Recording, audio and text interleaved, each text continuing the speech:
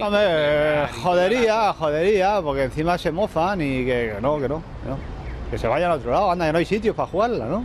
Nos jodería muchísimo que uno de los dos equipos ganara, porque no son españoles. Es así.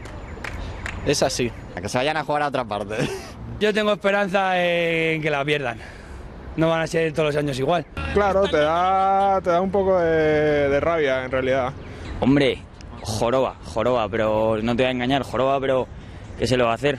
A ver, yo prefiero que sea en otro lado, porque si lo gana el puto Barça, bueno, no me molaría que lo celebren aquí, ¿sabes lo que te quiero decir?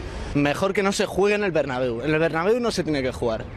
Que se vaya Mestalla, en el del Atleti me da igual. En el Bernabéu, no. No.